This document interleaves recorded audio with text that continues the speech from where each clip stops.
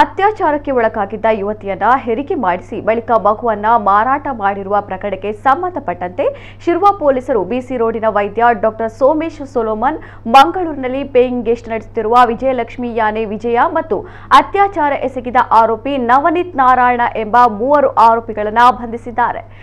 92ನೇ ಹೇರೂರು ಗ್ರಾಮದ ಕಲ್ಲುಗುಡ್ಡೆ ನಿವಾಸಿ ಪ್ರಭಾವತಿ ಹಾಗೂ ರಮೇಶ್ ಮೂಲ್ಯ ದಂಪತಿ ಮಗು ದತ್ತು ಪಡೆಯಲು ನಿರ್ಧರಿಸಿದ್ದರು.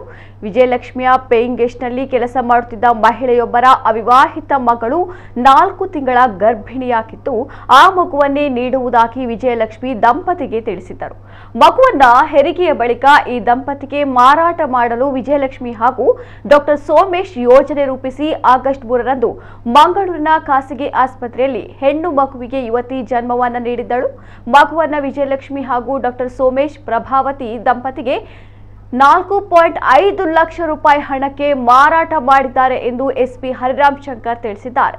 ಪೊಲೀಸರು ತನಿಖೆ ನಡೆಸಿದಾಗ ವಿಜಯಲಕ್ಷ್ಮಿಯ ಪೇಯಿಂಗ್ ಗೆಸ್ಟ್ನಲ್ಲಿ ಕೆಲಸ ಮಾಡಿಕೊಂಡಿದ್ದ ಯುವತಿ ಅತ್ಯಾಚಾರದಿಂದ ಗರ್ಭವತಿಯಾಗಿದ್ದಳು ಎಂಬ ಆಘಾತಕಾರಿ ಅಂಶ ಬೆಳಕಿಗೆ ಬಂತು. ಪ್ರಭಾವತಿ ಹಾಗೂ ರಮೇಶ್ ಮೂಲ್ಯ ದಂಪತಿ 4 ದಿನಗಳ ಹಿಂದೆ ಹೆಣ್ಣು ಮಗುವನ್ನ ಪೋಷಣ್ ಟ್ರ್ಯಾಕರ್ನಲ್ಲಿ ರಿಜಿಸ್ಟರ್ ಮಾಡಲು ಅಂಗನವಾಡಿಗೆ ಕರೆದುಕೊಂಡು ಬಂದಿದ್ದ ವೇಳೆ ಮಗುವಿನ ಅಕ್ರಮ ಹೆರಿಗೆ ಮಾರಾಟ ಪ್ರಕರಣ ಬೆಳಕಿಗೆ ಬಂದಿದೆ.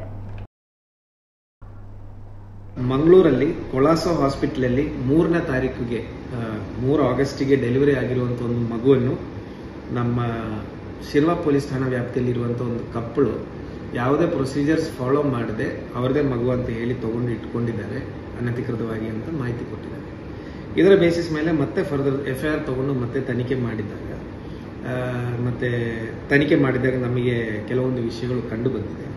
ಮೊದಲನೇದಾಗಿ ಈ ಪ್ರಕರಣದಲ್ಲಿ ನಮ್ಮ ಶಿರ್ವ ಪೊಲೀಸ್ ಠಾಣಾ ಮೂಲತಃ ಇಬ್ಬರು ಜನ ಕಪಲ್ಸ್, ರಮೇಶ್ ಹಾಗೂ ಪ್ರಭಾವತಿ ಎಂಬ ಇಬ್ಬರು ಜನ, ಅವರಿಗೆ ಸುಮಾರು ವರ್ಷಗಳಿಂದ ಮಕ್ಕಳಾಗಲಿಲ್ಲ ಅಂತ ಕಾರಣಕ್ಕೆ ಮಗು ಬೇಕು ಅಂತ ಹೇಳಿ ಹುಡುಕಿದಾಗ ಅವರದ್ದು ಪರಿಚಯದವರು ಅವರ ಪರಿಚಯ ರಿಲೇಟಿವ್ ಆಗಿರುವಂಥ ಪ್ರಿಯಾಂಕಾ ಎಂಬುವರು ಮಂಗಳೂರು ಮೂಲತಃ ಒಬ್ಬರು ವಿಜಯಲಕ್ಷ್ಮಿ ಎಂಬುವರಿಗೆ ಪರಿಚಯ ಮಾಡಿಸಿಕೊಡ್ತಾರೆ. ಇವರು ನಿಮಗೆ ಮಗು ಕೊಡಿಸ್ಬೋದು ಅಂತ ಪರಿಚಯ ಮಾಡಿದ್ದಾರೆ.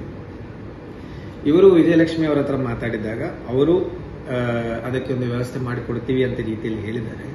ಇದಾದ್ಮೇಲೆ ಏನಾಗಿದೆ ಅಂತ ಹೇಳಿದ್ರೆ, ಇವರದು ವಿಜಯಲಕ್ಷ್ಮಿ ಎಂಬವರಿಗೆ ಒಂದು ಪೇಯಿಂಗ್ ಗೆಸ್ಟ್ ಫೆಸಿಲಿಟಿ ಅವರದು ಇದೆ. ಆ ಪೇಯಿಂಗ್ ಗೆಸ್ಟ್ ಫೆಸಿಲಿಟಿಯಲ್ಲಿ ಒಬ್ರು ಲೇಡಿ ಮತ್ತು ಅವ್ರ ಮಗಳು ಕೆಲಸ ಮಾಡಕ್ ಬಂದಿದ್ದಾರೆ. ಆ ಲೇಡಿ ಕೆಲಸ ಮಾಡ್ತಾರೆ, ಮಗಳು ಅಲ್ಲೇ ಪೇಯಿಂಗ್ ಗೆಸ್ಟ್ ಅಲ್ಲೇ ವಾಸ ಮಾಡ್ತಿದ್ರು. ಅವಳು ಪೇಯಿಂಗ್ ಗೆಸ್ಟ್ ಅಲ್ಲಿ ವಾಸ ಮಾಡುವಾಗಲೇ 4 ತಿಂಗಳು ಪ್ರೆಗ್ನೆಂಟ್ ಇತ್ತು. ಆ ಕಾರಣಕ್ಕೆ ಅವಳನ್ನು ಅಲ್ಲಿ ಕರೆಸಿದ್ದಾರೆ ಅಂತ ಆಮೇಲೆ ನಮ್ಮ ತನಿಖೆಯಲ್ಲಿ ಗೊತ್ತಾಗಿದೆ. ಆ ಹುಡುಗಿ ಸುಮಾರು 22 ವಯಸ್ಸಿರುವಂತ ಹುಡುಗಿ, she is a rape victim. ಅವಳು ರೇಪ್ ಆಗಿ 4 ತಿಂಗಳು ಪ್ರೆಗ್ನೆಂಟ್ ಆಗಿದ್ದಾಳೆ.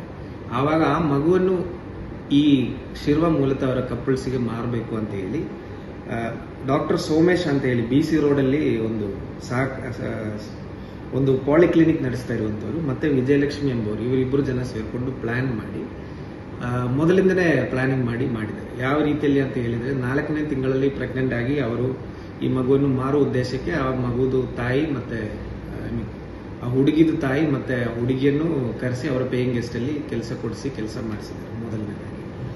ಎರಡನೇದಾಗಿ 4 ತಿಂಗಳಾದ್ಮೇಲೆ 6 ತಿಂಗಳು ಮತ್ತೆ ಬೇರೆ ಬೇರೆ ಪ್ರೆಗ್ನೆನ್ಸಿ ಸ್ಕ್ಯಾನಿಗೆ ಹೋಗುವಾಗ ಇವರು ಪ್ಲಾನ್ ಮಾಡಿ ಈ ಸ್ಕ್ಯಾನಿಂಗ್ ಹೋಗುವಾಗ ಆಧಾರ್ ಕಾರ್ಡ್ ಕೊಡ್ಲಿಕ್ಕೆ ಕೇಳುವಾಗ ಈ ಯಾರು ಕಪ್ಪಳು ಈಗ ಅಡಾಪ್ಟ್ ಮಾಡಿದ್ದಾರೆ ಪ್ರಭಾವತಿ ಮತ್ತೆ ರಮೇಶ್ ಮೇಲೆ, ಪ್ರಭಾವತಿದ ಆಧಾರ್ ಕಾರ್ಡ್ ಕೊಟ್ಟು ಸ್ಕ್ಯಾನಿಂಗ್ ಮಾಡಿಸ್ತಾ ಇದ್ರು. ಸೊ ದಟ್ ಆನ್ ರೆಕಾರ್ಡ್ 4ನೇ ತಿಂಗಳಿಂದನೇ ರೆಕಾರ್ಡ್ ಅಲ್ಲಿ ಪ್ರಭಾವತಿದೇ ಗರ್ಭ ಅಂತ ರೀತಿಯಲ್ಲಿ ಕಾಣ್ತದೆ ಅಂತ ತೋರ್ಸಕ್ಕೋಸ್ಕರ ಸ್ಕ್ಯಾನಿಂಗ್ಗೆ ಈ ರೀತಿ ದಾಖಲೆಯನ್ನು ಬಳಸ್ಕೊಂಡಿದ್ದಾರೆ. ಡೆಲಿವರಿ ಕೊಳಾಸೋ ಹಾಸ್ಪಿಟಲ್ ಅಲ್ಲಿ ಆದ್ಮೇಲೆ ಮಗುವನ್ನು ಇವರಿಗೆ ಹ್ಯಾಂಡ್ ಓವರ್ ಮಾಡಿ ಡಾಕ್ಟರ್ ಸೋಮೇಶ್ ಹಾಗೂ ವಿಜಯಲಕ್ಷ್ಮಿ ಇಬ್ಬರು ಜನ ಸೇರಿಕೊಂಡು 4.6 ಲ್ಯಾಕ್ಸ್ ರೂಪಾಯಿಯನ್ನು ಪಡ್ಕೊಂಡಿದ್ದಾರೆ. ಈ ಘಟನೆ ಆದ್ಮೇಲೆ ಮತ್ತೆ ನಾವು ತನಿಖೆ ಮಾಡಿದಾಗ ನಮಗೆ ಗೊತ್ತಾಗಿರೋ ವಿಷಯ ಏನಂತ ಹೇಳಿದ್ರೆ, ಈ ಮಗು ಈ 22 ವಯಸ್ಸು ಹುಡುಗಿ ಯಾರು ಪ್ರೆಗ್ನೆಂಟ್ ಆಗಿದ್ದಾರೆ, she is a rape victim. ಅದಷ್ಟೇ ಅಲ್ಲ, ಅವರಿಗೆ ಮಾನಸಿಕವಾಗಿ ಸಮಸ್ಯೆನೂ ಇದೆ.